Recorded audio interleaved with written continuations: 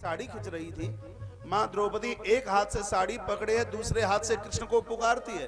भगवान द्वारका में बैठे बैठे रो रहे हैं। सत्यभामा ने पूछा, आप रो क्यों रहे हो? कहा, द्रौपदी की साड़ी खींच रही है, आप बचाने के लिए क्यों नहीं जाते? भगवान बोले, नहीं जाऊंगा, क्योंकि एक हाथ से साड़ी पकड़े है और दूसरे हाथ से मुझे बुला रही है। इसको विश्वास होता तो दोनों हाथ ऊपर उठा करके मुझे बुलाती। यही स्थिति दुनिया के, एक हाथ से तो महाराज संसार को पकड़े हैं और दूसरे हाथ से भगवान को बुला रहे हैं। प्रभु कहते हैं, मेरे दरबार में दोनों हाथ ऊपर उठा दीजिए, दौड़ करके आ जाऊंगा। बोलिए, आया घुसेरो वाली तेरे दरबार में, आया घुसेरो वाली तेरे दरबार में, तू जाना सहारा मैया संसार में, आया घुसेरो वाली तेरे दरबार में, आया घुसेरो वाली तेरे दरबार में।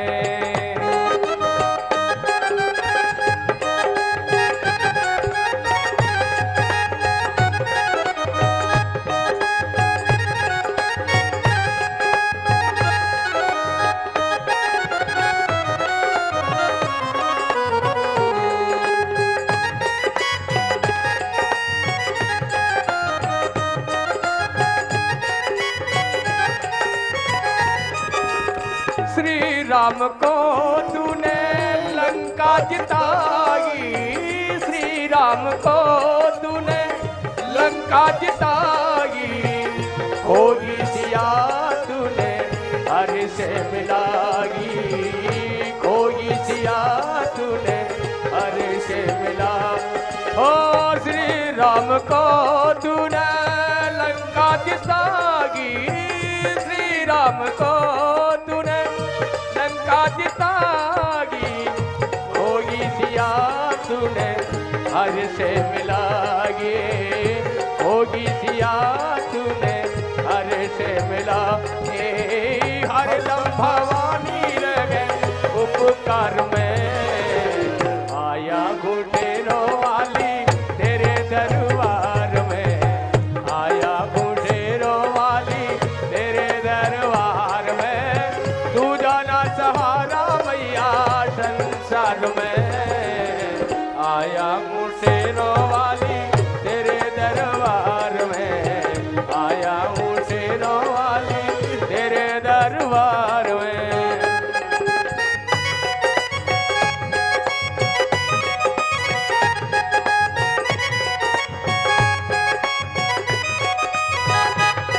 हरि बोल।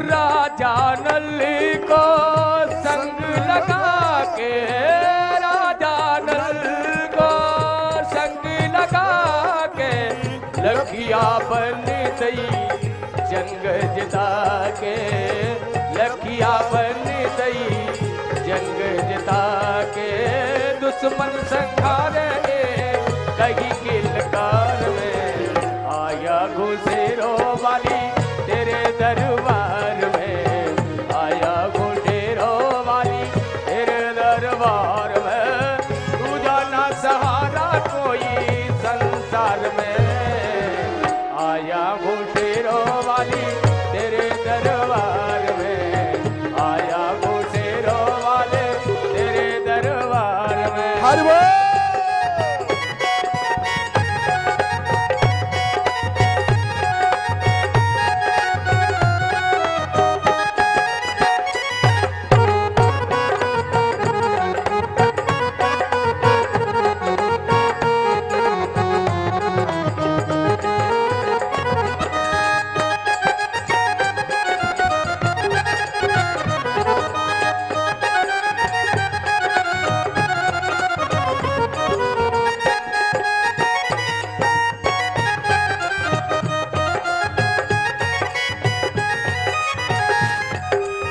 जो मैया तेरे द्वार पे आवे, जो मैया तेरे द्वार पे आवे, तो मांगे वो ये फल पावे, जो मांगे वो ये फल पावे।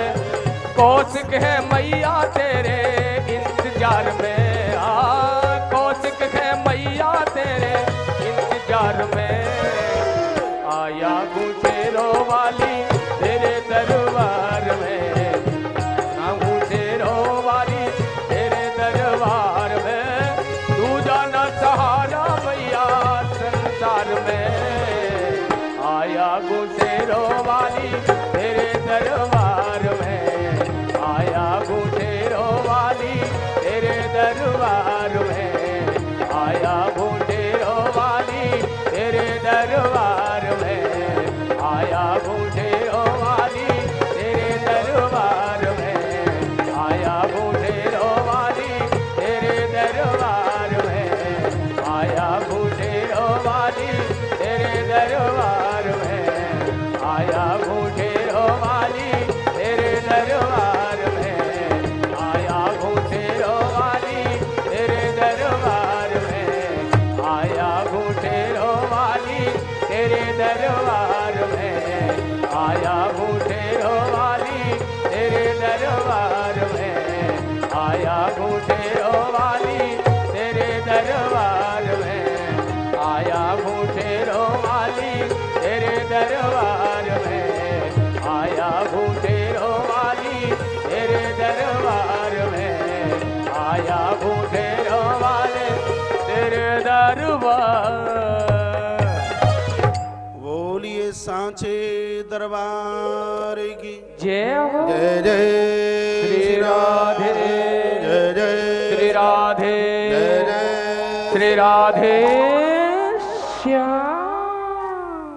आज महाराज जनक अपने साथ में ब्राह्मण मंडली को लेते हुए भगवान सुखदेव मुनि के स्वागत और सम्मान के लिए बाहर निकल गए, बाहर पहुंच गए।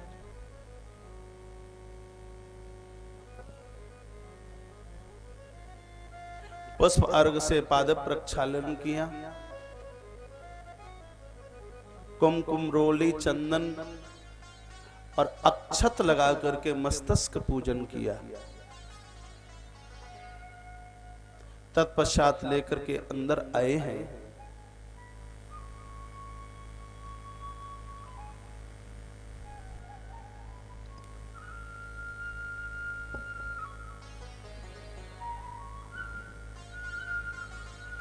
यज्ञ का समय हो गया शायद है,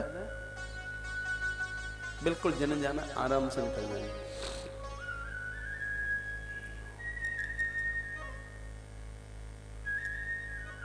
बैठने के लिए बड़ा सुंदर सा आसन दिया। मुनि सुखदेव बैठे हैं, हाथ जोड़कर महाराज जनक के चरणों में मस्तक झुका करके निवेदन करते हैं। कहा पिताश्री जी ने भेजा है। महाराज जनक ने कहा जब से चले तब से हमें पता है। बोलिए।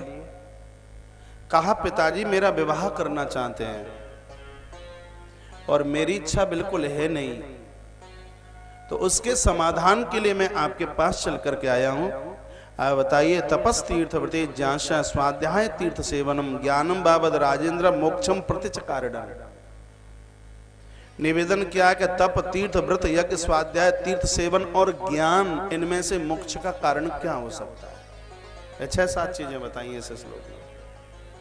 कहा तपस तीर्थ व्रते ज्ञानशा स्वाध्याय तीर्थ सेवनम ज्ञानम बाबद राजेंद्र मोक्ष प्रतिचकारणम। मोक्ष का कारण इनमें से क्या हो सकता है? तप तीर्थ व्रत यज्ञ स्वाध्याय तीर्थ सेवन और ज्ञान, इसमें से मोक्ष का कारण क्या हो सकता है? ये बताइए। महाराज जनक ने संबोधन किया सुखदेव मुनि के लिए। कहा हम खुश हैं, एक तो तुम हमारे गुरु के पुत्र हैं और आपके आगमन से ये नगरी धन्य धन्य हो गई, और आपने इतना सुंदर प्रश्न किया है जिससे पूरे जगत का कल्याण होगा। मुनिवर बड़भागी वो हैं जो जन्म से लेकर के 25 साल ब्रह्मचर्य ब्रह्म साधना में निकाल देते हैं, महाराज जनक का इतना बढ़िया जिंदगी सुधर जाए। श्रीमद् देवी भागवत के प्रथम स्कंद के 18वें अध्याय को अपने अपने घर जाकर पूरा का पूरा पढ़ लेना। ऐसे विशुद्ध ज्ञान का वर्णन किया है। 18वां अध्याय श्रीमद् देवी भागवत के प्रथम स्कंद का 18वां अध्याय। इतना सुंदर श्री जनक जी महाराज बोले हैं। गृहस्थों के लिए तो बहुत ही ज्यादा बढ़िया है। कहा धरती पर वो बड़भागी हैं जो जन्म से लेकर के 25 साल ब्रह्मचर्य ब्रह्म साधना में निकाल देते हैं।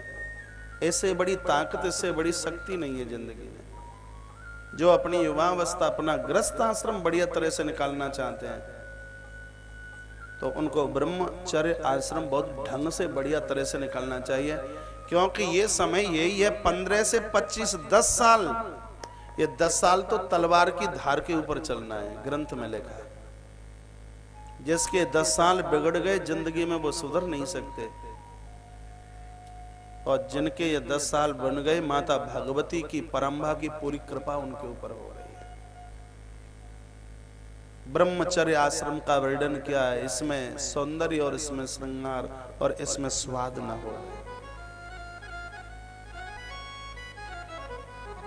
लिखा है 8 वर्ष की उम्र में ब्राह्मण का यज्ञोपवीत हो जाए, 12 वर्ष की उम्र में क्षत्रिय, 16 वर्ष की उम्र में वैश्य का जनेऊ हो जाए। हिसाब से बताया। कभी तो जनेऊ को लोग चाबी का गुच्छा लटकाने का परम साधन मान लेते हैं। मैंने बहुतों की जनेऊ में चाबी की गुच्छियां लटकी हुई नजर आती हैं। इसकी 3 लड़े ब्रह्मा, विष्णु, साक्षात शंकर का रूप है। बीच में जो लगी हुई गांठ है ये साक्षात वेद माता गायत्री का रूप है। ग्रंथ में लिखा है, शिव महापुराण में भी इस बात के ऊपर, वेद के ऊपर में जोर दिया गया है कि जनेऊ के बिना सत्कर्म का पूरा फल नहीं मिलता। आपको पता है जब वर वधू का विवाह होता है तो ऊपर से एक नकली जनेऊ पहना दिया जाता है। असली तो वो है जो संस्कारों के साथ में किया गया है। लेकिन काम चलाऊ सरकार, बोलते नहीं काम चलाऊ सरकार, तो उस समय मंडपम के नीचे ऊपर कोट के ऊपर एक जनेऊ पड़ा रहता है। बच्चों के जन्म महोत्सव पर, बच्चों की सगाई में जितना लोग पैसा खर्च करते हैं, बिहार की धरती पर बच्चों के जनेऊ में, यज्ञोपवीत संस्कार में लोग उतना खर्चा कर देते हैं। 16 संस्कारों में से यज्ञोपवीत संस्कार बच्चे के भविष्य के ऊपर एक बहुत बड़ा प्रभाव पड़ता है। यज्ञोपवीत संस्कार से, जनेऊ से। तो ये उम्र बताई, इतने समय में यज्ञोपवीत संस्कार हो जाए और 25 साल तक गुरुजनों की सेवा में बैठ करके सेवा करता हुआ विद्या अध्ययनरत करे, स्वाध्याय करे, चिंतन करे, श्रृंगार नहीं।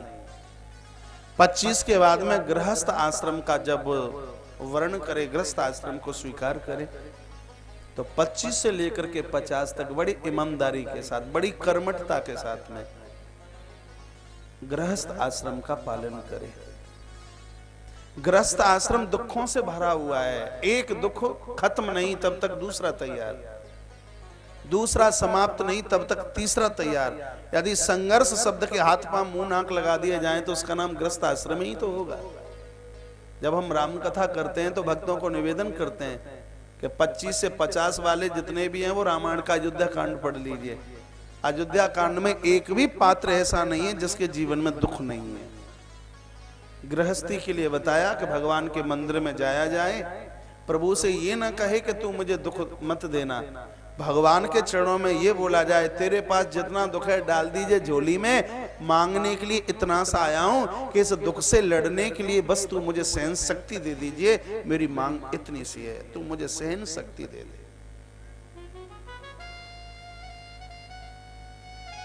माताओं के लिए निवेदन किया गया कि अपने पुरुषों को, पतियों को ईश्वर का रूप समझ करके उनकी पूजा करें, मान करें, सम्मान करें।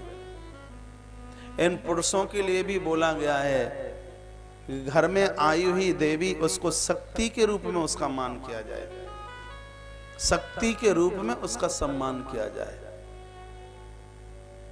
ये कहा जाए कि मैं राम नहीं लेकिन मेरी पत्नी सीता है, मैं कृष्ण नहीं, ये बोला जाए कि मेरी पत्नी रुक्मिणी है, ये बोला जाए। एक गृहस्थी के लिए अतिथि सेवा के ऊपर, ये महाराज जनक बोल रहे हैं, एक गृहस्थी के लिए अतिथि सेवा के ऊपर बहुत बड़ा जोर दिया गया है। आवे अतिथि द्वार पर किए सकल सम्मान, ना जाने किस भेष में मिल जाए भगवान। परमात्मा आता है तो टेलीफोन करके नहीं आता, कब किसके दरवाजे पर वो कैसे आ जाए। गृहस्थ धारी अपने खाने की कोशिश में न रहे, वो दूसरों की खिलाने की कोशिश में रहे। जो दूसरों को खिलाते खिलाते स्वयं भूखे रह जाते हैं, उनकी देहली पर एक न एक दिन तो भगवान कुबेर भी भीख का कटोरा लेके आते हैं और कहते हैं कि आप हमारे अन्नदाता हो। गृहस्थधारी हो वैश्य तुलाधार जैसा, तो गृहस्थ से बड़ा धर्म नहीं है। और मुझे लगता है कि विरक्त हो स्वामी विवेकानंद जैसा, तो फिर सन्यास से बड़ा नहीं। अपनी अपनी जगह पर उसकी देयता है। 25 से 50, अब 50 के ऊपर वाले हैं, थोड़ा घंटी सुन लीजिए देवी भागवत की। जोरियां पड़ गई हैं और मठ पक गया है। और यहां भगवान महाराज जनक इतनी सुंदर बात कहते हैं कि पत्नी आपके बिना नहीं रह सकती, तो ही उसको साथ वन की यात्रा कीजिए। नहीं तो यहाँ महाराज जनक कहते हैं कि बेटे समझदार हो गए हैं, बेटे बड़े हो गए हैं, तो पत्नी का वजन बच्चों के कंधे पर छोड़कर और आप आराम से घर छोड़ करके जा सकते हो। आपको किसी भी प्रकार का दोष नहीं लगता, आपको किसी भी प्रकार का अपराध नहीं लगता। और 50 के बाद में भी यदि घर छोड़ना नहीं चाहते हो तो अज्ञानता है, बेईमानी है। सुन लीजिए, ग्रंथ के अंतर्गत लिखा है 50 से 75 वानप्रस्थ के साथ में वासना को जीत कर, भोगों को जीत करके बता दीजिए। और तत्पश्चात फिर संन्यासम न्यासति, हर चीज का विसर्जन कर देना, न्यास कर देना, फिर उसका नाम संन्यास है। भगवान सुखदेव क्या बोले? भगवान सुखदेव ने कहा, आप जो कह रहे हैं वो सही है, मैं आपकी बात नहीं काटता। कहा कि वासना तो एक जोंक के बराबर है। जोंक जानते हैं, पानी में रहती है और जब चिपट जाती है तो पूरा रक्त चूस लेती है। कहा स्त्री और पुरुष का संबंध तो बिल्कुल पतंगे और दिए की तरह है। भगवान सुखदेव के शब्द हैं। स्त्री और पुरुष का संबंध एक पतंगे और दीपक की तरह है। पतंगा दिए के ऊपर तब तक मंडराता रहता है जब तक उसकी जोत के ऊपर जल के राख नहीं हो जाता। पतंगा मर जाता है लेकिन जलते हुए दीप की जोत का कुछ नहीं बिगड़ता। भगवान सुखदेव कहना चाहते हैं, जनक से मुझे ऐसा लगता है उसी प्रकार से भोगी लोग पतंगे की तरह जल करके राख हो जाते होंगे। स्त्री रूपी वासना का तो शायद दुनिया में कुछ बिगड़ता नहीं होगा। कोई भी माता ये ना सोचे कि कोई भी बात हमसे कही जा रही है, ऐसा नहीं है। आपकी पूजा माता देवकी की तरह है, आपकी पूजा तो माँ यशोदा की तरह है, आपकी पूजा तो सती सावित्री की तरह है। ऐसे में कितने प्रमाण दूं? ये तो कथा उनके लिए है जो सूपणखा बनकर किसी राम को ठगना चाहती है। ये तो किसी दंत वक्त रससुपाल जैसे गिरे हुए लोगों के लिए कथा है।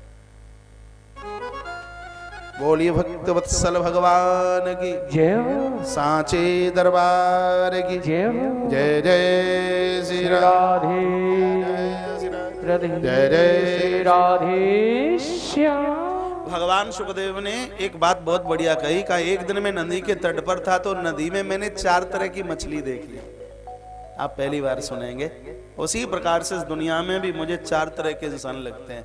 आपको नहीं पता होगा कि मछली भी 4 तरह की होती है। महाराज जनक ने पूछा कि कैसे 4 तरह की मछलियां देखी?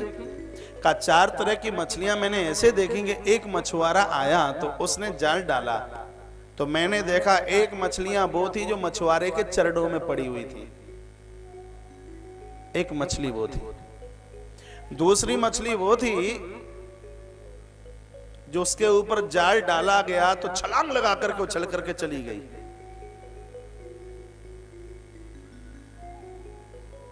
तीसरी मछली वो थी जो जाल में फंस गई और छटपटा रही थी, रो रही थी। और एक चौथी मछली मैंने वो देखी जो अपनी छोटी वाली मछलियों को खा रही थी और बड़ी खुश हो रही थी। ये खूब आनंद मिला, भोजन पूरी जिंदगी का भोजन परमात्मा ने एक ही साथ भेज दिया है। ऐसे वो मैंने चौथे नंबर की मछली देखी, मोटी मोटी मछलियां छोटी छोटी मछलियों का भोजन कर रही थी, खा रही थी। ऐसे ही मैंने दुनिया में 4 तरह के लोगों को देखा है। एक तो इस जगत में वो लोग हैं उस मछली की तरह जो मछुआरे के चरणों में रहते हैं, जाल उनके ऊपर डाला जाता है लेकिन उसके जाल का कोई प्रभाव नहीं होता। हमारा नदी संसार है और मछुआरा क्या है? परमात्मा। वो मछली है हम और आप। दुनिया में पहली क्वालिटी के, फर्स्ट क्वालिटी के लोग वो हैं जो परमात्मा के चरणों में बैठ करके भगवान का भजन करते हैं, तो माया की मार से वो हमेशा के लिए बचे हुए रहते हैं। माया का प्रभाव उनके ऊपर बिल्कुल भी नहीं होता। ऐसे 1 नंबर के लोग तो वो है। फर्स्ट क्वालिटी के बनी है, सेकंड और थर्ड के नहीं, 1 नंबर के बनी। जो मछली चरणों में थी जाल से बच गई, जो भगवान के चरणों में जिंदगी का निर्वाण करते हैं, भगवती परंबा के माया के जाल से मार से वो बच जाते हैं। मेरे ठीक सामने 8-10 बंधु तो इतनी बढ़िया तरह से कथा सुन रहे हैं। यदि तुम बैठे रहो तो कल प्रातः तक व्यासपीठ पर मैं बोलता रहूं और मुझे ये भी ना लगे कि 24 घंटे में प्रवचन करके आया हूं, क्योंकि वक्ता की मस्ती तो एक श्रोता से है। दूसरे नंबर की मछली वो देखी है कि जाल तो डाला गया लेकिन ऐसी छलांग लगाई सो जाल से उछट करके दूर जाकर के भागी। उन लोगों के ऊपर माया का जाल तो डाला गया लेकिन होश में थे, ऐसी छलांग लगाई सो माया के जाल में फंसे ही नहीं, गृहस्थी के जाल में वो नहीं फंसे, लगाई छलांग और भागे दूर। समर्थ गुरु रामदास मराठा की धरती पर प्रमाण लीजिए। समर्थ गुरु रामदास मंडपम के नीचे बैठे थे और श्रीमान जी का जबरदस्ती से विवाह कराया जा रहा था। तो मराठा में एक प्रचलन है, महाराष्ट्र आपसे 100 किलोमीटर दूर होगा, ज्यादा नहीं है, तो वहां एक प्रचलन है जब वर और वधू को मंडपम के नीचे बिठाया जाता है तो मंत्रों के साथ साथ लामा फेरे से पहले आचार्य वर को बोलते हैं सावधान, कृपया सावधान। आचार्य जी ने समर्थ गुरु रामदास को कहा कि सावधान, तो बगल में पत्नी का भाई बैठा हुआ था। पूछा कि ये गुरुजी सावधान काय के लिए बोल रहे हैं? कहा गुरुजी ये बोल रहे हैं कि सावधान क्योंकि अब मेरी बहन की हथकड़ी तुम्हारे पामों में पड़ने वाली है इसलिए। और दूसरी बार कहा कि सावधान, इतने में तो छलांग लगा करके समर्थ गुरु रामदास मंडपम के नीचे से भागे। लोगों ने कहा क्या हुआ? भामर पड़ जाएंगे तो दुल्हन तुम्हारी हो जाएगी। कहा मुझे पागल, मुझे बिल्कुल मूर्ख ही समझ रहे हो क्या? इस संसार की मछली के ऊपर माया का जाल डालना चाहते हो? तो समर्थ गुरु रामदास जी ने ऐसी छलांग लगाई कि उस माया की मार से वो हमेशा के लिए बच गए।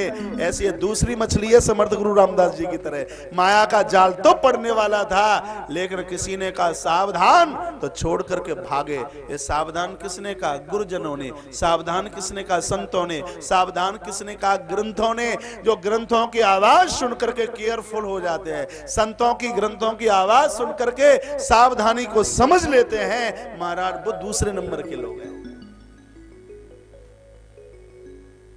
एक तीसरे नंबर के कौन से लिखाई है?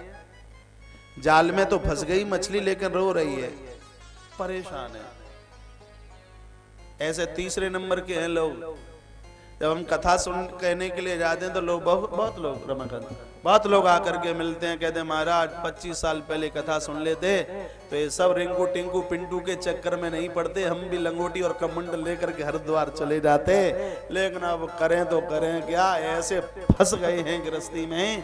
आटा लेकर के आते हैं तो नमक खत्म होता है, नमक लेकर के आते हैं तो हल्दी समाप्त होती है, बस कोल्हू के बैल बन करके जी रहे हैं। तीसरे नंबर के पति पत्नी में झगड़ा हो जाता है तो थोड़ी बहुत देर के लिए वृंदावन हरिद्वार भी पहुंच जाते हैं, लेकिन फिर घर की याद आती है तो फिर घुस जाते हैं उसी कमरे में। हमें बोला जाता है महाराज जी आश्रम में रहने के लिए जगह है क्या, कमरे वमरे है क्या? मैं बोलता हूँ 76 कमरे बन चुके हैं, आ जाइए।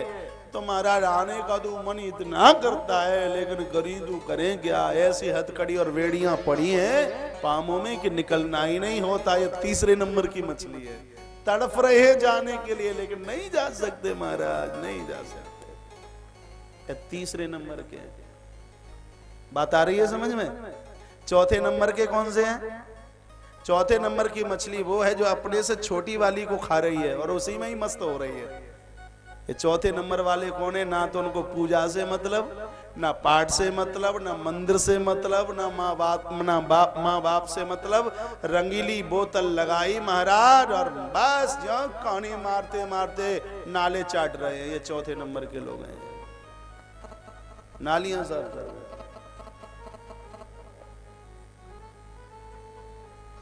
एक देवी एक संत को आकर के बोली है, कहा महाराज पति इतना पी करके आता है, नाली चाटता है। संत ने कहा कोई बात नहीं, तेरी गली में सुअर नहीं था तो उस काम को तेरा पति कर रहा है, और क्या है।